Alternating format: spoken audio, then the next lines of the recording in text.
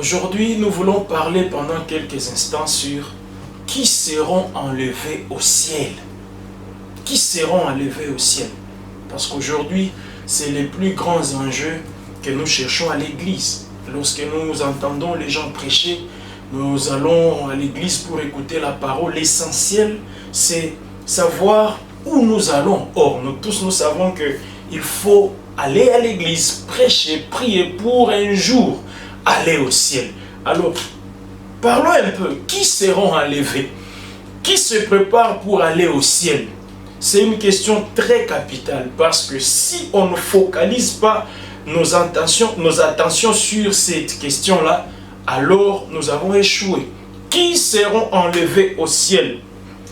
Nous allons répondre en disant, c'est toutes les personnes de toutes les nations, de toutes les tribus, de toutes les langues, de tout rang social, mais pas de toutes les religions.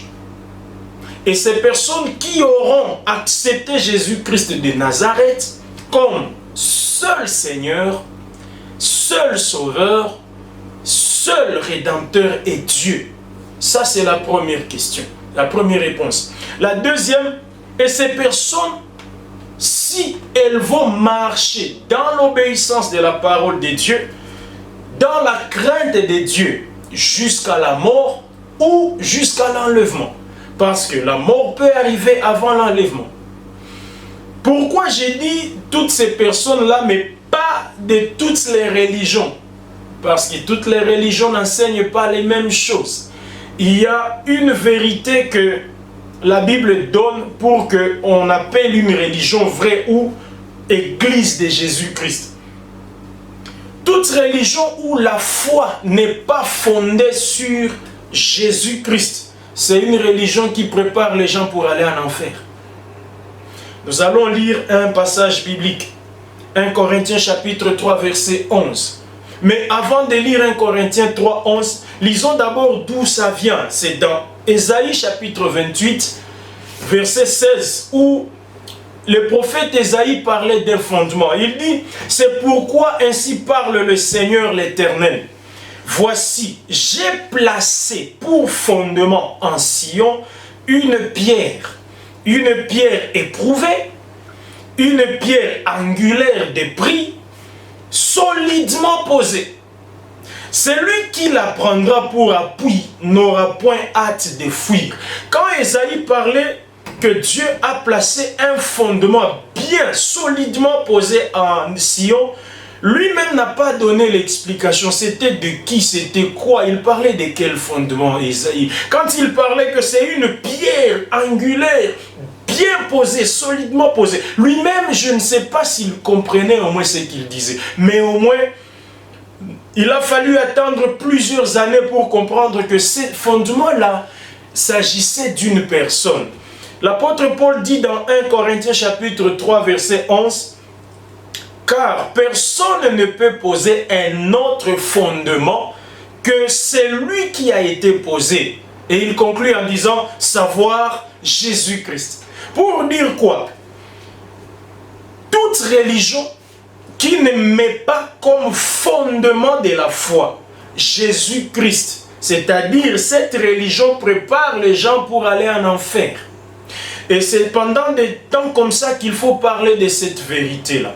Il ne faut pas dire, si je meurs, j'irai au ciel. Même si je meurs aujourd'hui, j'ai déjà donné ma vie à Jésus, j'ai prié dans une église. Encore faut-il que la foi soit uniquement fondée sur Jésus-Christ. Donc, iront au ciel seulement toutes les personnes, les blancs, les noirs, les japonais, les chinois, les gens de toutes catégories, de tout rang, pauvres et riches, les illettrés, les scientifiques, les génies, toutes ces personnes-là, si seulement ils placent leur fondement de foi, ils croient uniquement en Jésus-Christ, alors ils préparent leur vie pour aller au ciel. Ce sont ces personnes-là, une fois crues en Jésus-Christ, alors ils doivent marcher conformément à la parole de Dieu jusqu'à la mort ou jusqu'à l'enlèvement. Ce sont ces personnes-là qui iront au ciel lorsque Jésus-Christ viendra pour prendre son église. C'est uniquement ces personnes-là qui iront au ciel. Alors je vais dire une chose. Toute religion qui ne met pas Jésus-Christ de Nazareth au centre de sa foi n'est pas une bonne religion pour Dieu. Toute confession religieuse, j'insiste bien, toute confession religieuse qui croit en Jésus-Christ, mais qui mélange Jésus avec d'autres croyances, d'autres personnes, les anges, les esprits, les prophètes, toute divinité possible. Si Jésus-Christ est mélangé, alors cette religion n'est pas une religion qui prépare les gens pour aller au ciel. Toute religion qui croit en Jésus-Christ comme seul Seigneur et seul Sauveur des hommes sur la terre, mais qui les prend comme un ange, comme un prophète, etc., c'est une religion d'antichrist. Pour dire quoi? Si tu pries quelque part, tu t'attaches à quelqu'un qui ne t'enseigne pas Jésus-Christ et uniquement Jésus-Christ comme seul Seigneur, seul chemin, seule vérité, seule voie pour connaître Dieu et aller vers Dieu. Cette personne-là ou cette religion-là est en train de te perdre. Aujourd'hui, on a compris qu'il y a plusieurs confessions religieuses qui disent amener les gens au ciel, mais quand on regarde ce qu'on fait, on trouve vraiment que ce sont des grandes religions qui amènent les gens en enfer. Le Jésus-Christ dont je parle ici, je vais préciser, ce n'est pas Jésus-Christ congolais, ce n'est pas un Jésus qui est né aux États-Unis, ce n'est pas un Jésus-Christ qui serait né dans un autre pays. Michée, le prophète Michée nous précise dans Michée chapitre 5 verset 1.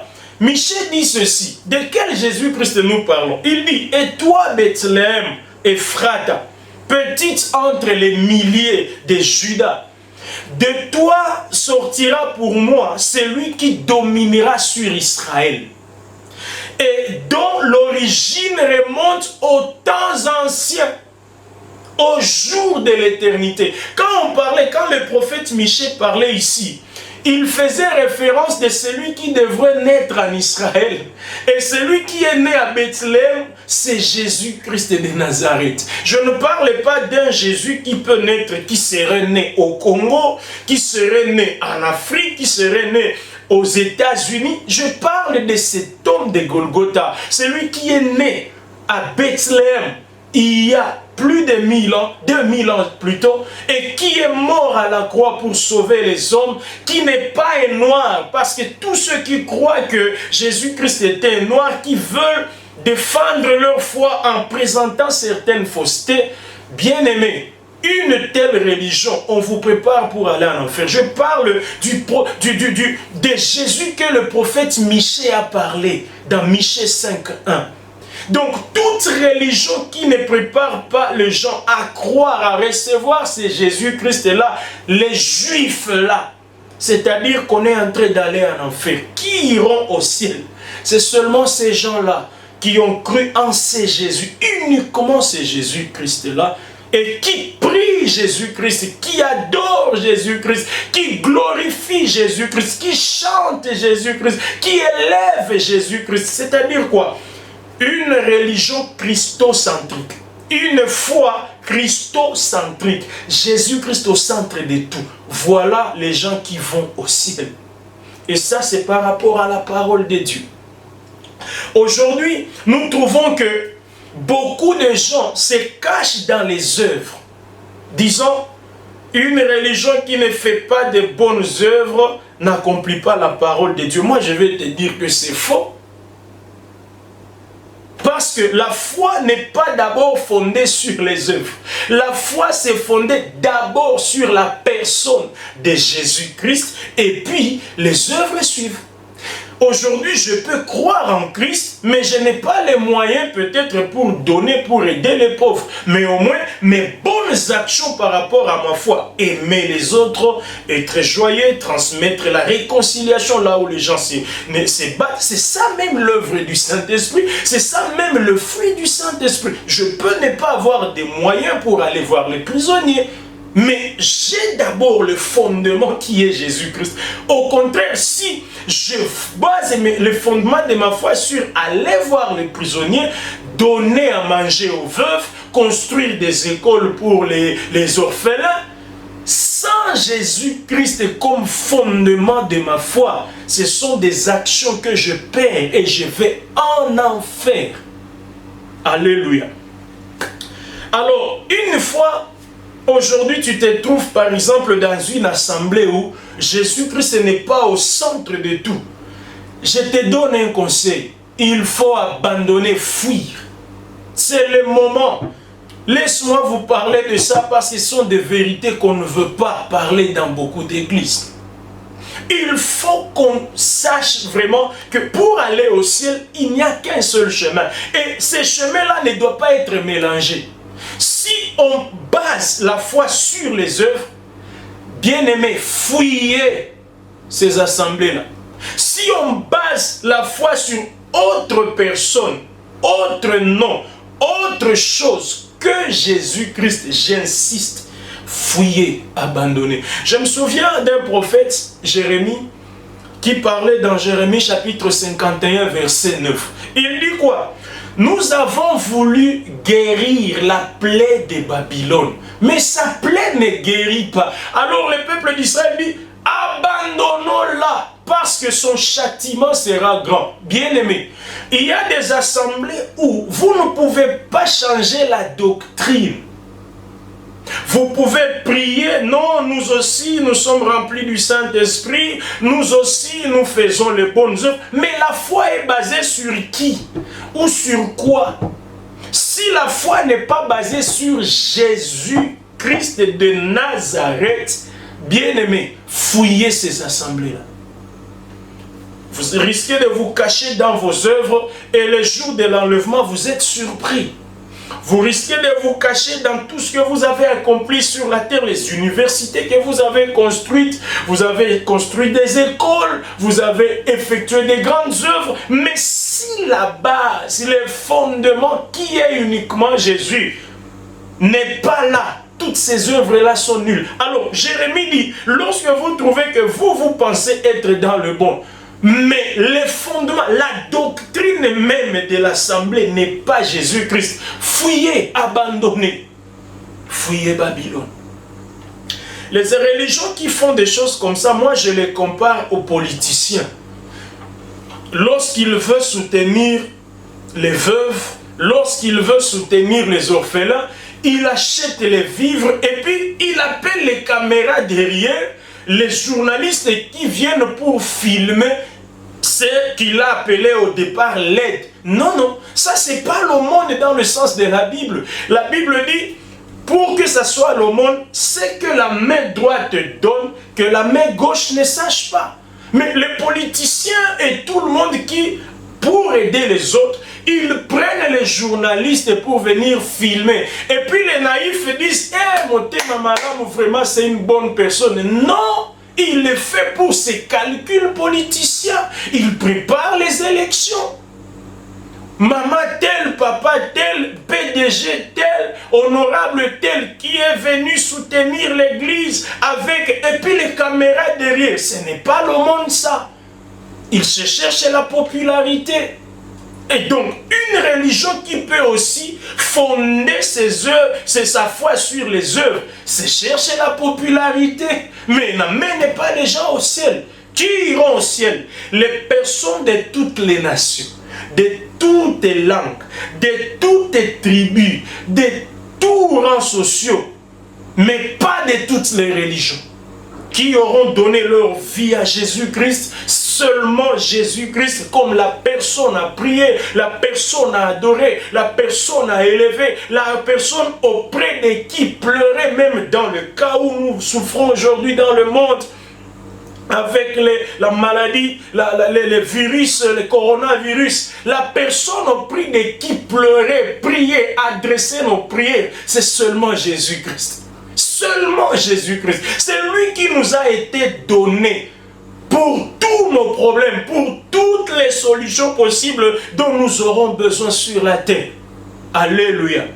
Qui iront au ciel? J'insiste. Aujourd'hui, mon petit message c'est basé sur la personne de Jésus-Christ. Si on ne vous prêche pas la personne de Jésus-Christ, on vous prépare pour aller en enfer. Je donne quelques-unes quelques caractéristiques de certaines confessions religieuses qu'il faut abandonner et fuir.